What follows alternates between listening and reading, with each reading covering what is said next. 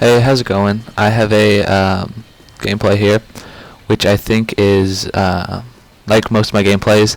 I play really smart, and I went through this and I counted how many times I shot the enemy in the back, and how many times it was like a face-to-face confrontation, and I ended up getting 16 kills of shooting people in the back or the side or where they didn't even know I was there, and only 8 were like face to face.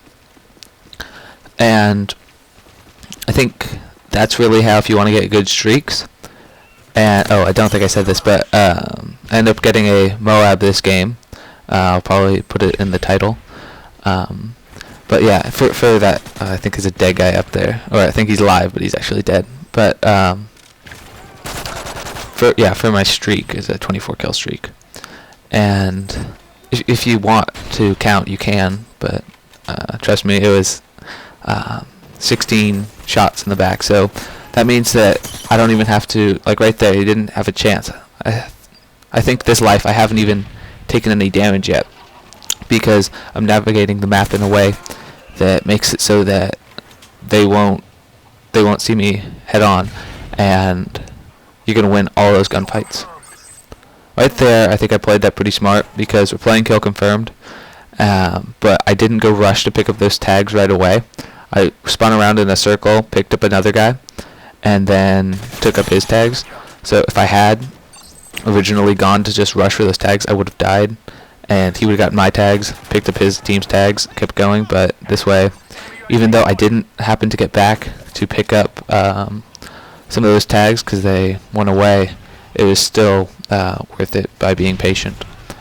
And that's what I feel is a major factor in getting a MOAB, is you have to be patient and not try to force too much.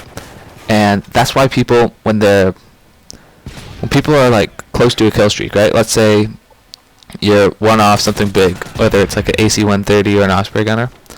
You change your play style into, okay, I have to get one kill. But if you play like that, then you're going to be like a little more impatient, and you're going to rush out, and well, you might get a kill. You have as good a chance of getting a kill as dying. And you just mentally have to think that, okay, how can I put myself in a place which will allow me to get 24 kill streaks in a row, 24 kills in a row, or if you're a boss, I guess, and you go like assault 25. But if you can put yourself in that mindset of, okay, I need to navigate the map so that 24 encounters I have, I will end up killing the guy and him not killing me. So the best way to do that is to shoot them in the back, because you're going to win 100% of those. And this, like, I only had 8, but 8 times where I shot him head on, and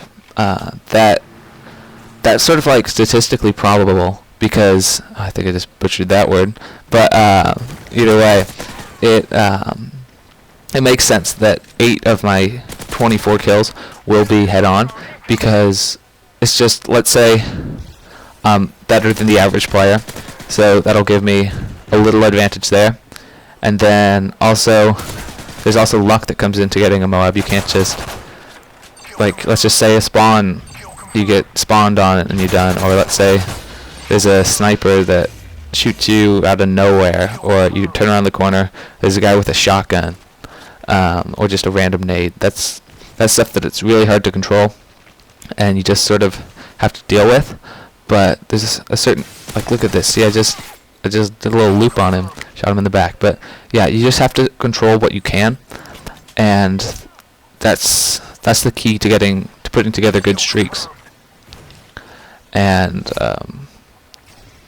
yeah, if you at the end of this game, I sort of start. When I was going through counting down how many kills I had when I shot him in the back and how many kills when I shot him head on, I noticed that my count of face-to-face shots went up at the end, and that goes into the mental aspect of me trying to say, okay, I have to get this kill right now. And that's something that if you, like, maybe I should work on, but I feel that depending on like how much time's left in the game and how confident you are in your shot, like going to the face-to-face confrontations isn't always bad, because you're gonna get a bunch of kills, but you're probably gonna get a bunch of deaths too. But if you can do this, and you, like, if you see what I'm doing, I run up to like about where the enemy is, then I wait for them, and then that way I'm always near them, so I can get lots of kills, but I'm not exposed, so they can't kill me. And that's how I typically get high KDs. Like right now my KD's around it's a little under 3.5, but it went down some because I started messing around with shotguns.